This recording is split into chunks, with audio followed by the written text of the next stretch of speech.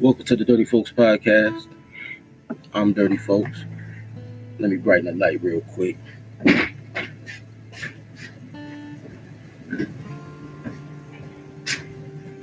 Yeah, poor light make me freeze up.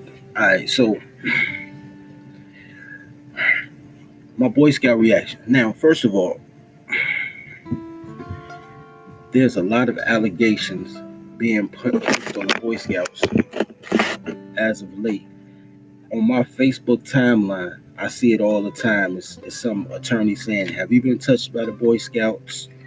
Call us and we'll do a class action suit."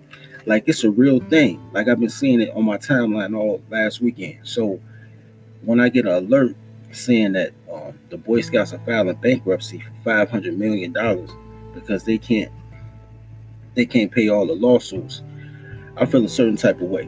Now, historically speaking, because it's personal to me, I was a Cub Scout, a Boy Scout. My dad was my Scoutmaster. This is personal to me. But historically speaking, the Boy Scouts started in 1908 out in England. Um, it started in 1906 in England, which ironically enough, by a gay dude. And in 1906, at the same time, in the United States, another gay dude was starting public schools. So there was already this big rush to try to get kids away from their parents around the turn of the century, right? Um, so they brought it to the United States in 1908 in Texas, and they use it as a boys' wildlife club. Everything's about camping, right? But it also taught man skills. It gave boys a safe space to talk about things of that nature. So during the course of that time, we lived under patriarchy. It didn't become a thing that women got default custody until like the 1920s. So all the way up until that time, fathers had default custody of the kids. So you were looking under a patriarchal roof. This was just something that people outsourced to give their kids an activity and a different skill set. Somewhere around the 1980s, Boy Scouts and sports became a surrogate father to a bunch of chicks who don't need no man, but need a man to help raise a man, and thought that was normalized. And then around the 2000s, maybe 2000s, they started putting girls into the Boy Scouts. Maybe the 2010s, they started putting girls into the Boy Scouts, and I knew it was a rap then. But here's how I feel about the sexual allegations, right? I'm not going to say that there aren't bad apples in a bunch.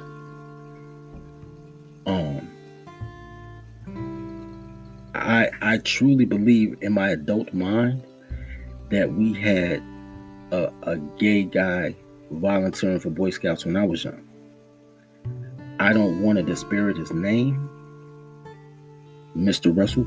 I don't want to disparage your name, but your clothes were super tight in like 1986, my G.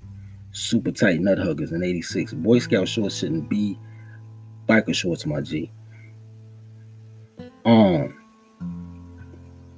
And he was a convicted pedophile, but he got convicted later. But his pedophilia was really statutory because he had molested. He ain't molested. He had sex with the 16-year-old daughter of one of the assistant scoutmasters. But I'm saying, so maybe he did like young boys. I don't know. So I'm not saying that it doesn't happen, but I'm saying the majority of men who volunteer their time and efforts is because they cared about boys, and more than likely they had sons in there. Mr. Alexander, his sons were Khalif and Malik, and he had a little one, but I can't remember his name. He's not my age bracket. Then my dad was my scoutmaster. Mr. Armstrong was our assistant scoutmaster, but he was there for his grandkids, for Eric, for Chris, for Sean. So all of these were men who decided to volunteer time out they weekend to teach their sons and grandsons an activity and whatever other kids were in the community. That is a good thing. The reason that the Boy Scout thing touches me so heavily is no man is a perfect man. My father did fuck shit um that I would have done too. I'm not gonna lie. He was nailing the scouts moms and shit on the low. You know what I mean? Like boy, a volunteer. He was fucking some of the chicks. Um, Shout out to Pops for getting that extra marital pussy. You know what I'm saying? Shit, I ain't never tell mom you good. Um, and the same reason, like when you're a basketball coach and all those single moms come to basketball and t-ball games, you know what I'm saying, looking like they're going to the club because they trying to fuck their way so their kid can play. Um, you know what I'm saying? You turn down 99, you still gonna hit one. And I remember 30 years, dude. 30 years. I was I started scouting at 7 years old.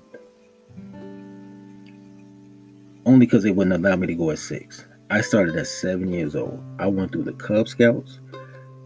I went through the Boy Scouts. So from 7 to 17, I was part of scouting. When I decided scouting wasn't for me, my dad didn't hold it against me. He still stayed in scouting. I was a life scout. He was upset I didn't become an eagle, but yeah, um, he kept going. He went for 31 years. So he went for another 21 years after I decided it wasn't for me. And on his 30th year, they gave him a Silver Beaver Award, which is the highest award you can get as a volunteer Boy Scout. And he was very proud of that award. Now, you have to understand this. At this point, like I said, we're talking 21 years after I left, so I'm in my 30s.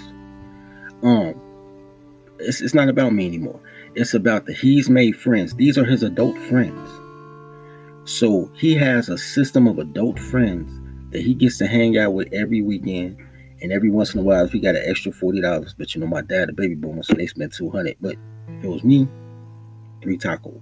But regardless, and he had his friends. He looked forward to those days. You know what I'm saying? Hang out with Mr. Armstrong, Mr. Russell, Mr. Alexander, Mr. Pettit, Mr. Pettigrew. Those were his friends. When as they were older and they started dying, we showed up at funerals together because they were part of my childhood too. Boy Scouts was a fraternity. It was a social club for my dad. And this raggedy bitch, when he decided to cut her off that he wasn't gonna give her no bread, she went to the Boy Scouts of America and told them peoples that my dad touched kids. Now I swear to God, my G, I wanted to touch her up. But the Boy Scouts at this time, I didn't know, but the Boy Scouts were having all type of accusations going on. So they like any sense of ill propriety, they just terminate me. So once again, a bitch destroys something that a man loves, because that's what bitches do. No kids ever said that he touched them. No, none of that. It never happened. As a matter of fact, my timeline is full of guys who like, yo, your dad stepped up and our dad didn't. Like, everybody loves my dad. But this funky bitch went to corporate. She's like, if you don't want to be with me, I'm going to take care of everything you think you love. She told my mama that my dad was cheating. This bitch told my mama my dad was a cheater. Went to the Boy Scouts, told the motherfuckers he a pedophile. This raggedy bitch. Anyway. So, when they start talking about sexual allegations, possibly. I'm talking about Boy Scouts, not my dad. When they start talking about people were improperly touching kids, maybe. But when did it? Like, I had full parental involvement, and there was a checks and balance system for other parents that had involvement. Mothers were volunteering to be den mothers. Like, where's the accountability? Where were you when you decided that, yo, you just didn't want you had poor pussy management or whatever the case may be, and you just didn't want to be involved in your kid's life, so you just ushered them off to somebody else? Where's the accountability? Where was the accountability when you let girls come into Boy Scouts? Because Girl Scouts have a sucky program. Why didn't you just revamp the program? Y'all could have duplicated the Boy Scout program literally and kept it homogenous for boys. So what's happening right here? Because this is not a Catholic priest situation. This is not give me some booty or your eternal damnation. This is a couple of isolated incidents, which more than likely, because I remember being a kid. Let me tell y'all something. I was a handsome young man, and older guys used to come to me and shoot their shot, right? And they didn't outwardly say, yo, like, little man, let me fuck you. But they would, older pedophiles will use keywords and they'll offer you things and they will do things in order to ingratiate themselves with young men who are questionable about their sexuality because you ain't really have sex yet. And or girls may not like you. You are 12, 13 years old, reaching puberty, wanting girls, but girls don't want you. And you know what I'm saying? And they say and do things to try to manipulate young boys into voluntarily having sex. It happens. You know what I'm saying? I've had to check some motherfuckers in my day. You know what I'm saying? Heavy. So I get it. Everybody's not as strong-minded as me. Everybody doesn't have, you know, uncles and a father and grandfathers and the block, and you know what I'm saying. Everybody's not a man's man. So if you're a social introvert, you know what I'm saying, then maybe motherfuckers sneak up on you. But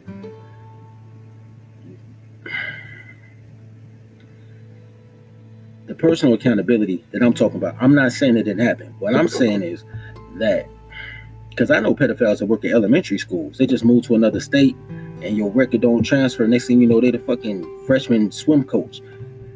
If motherfuckers want to be around kids, they'll find a way to be around kids.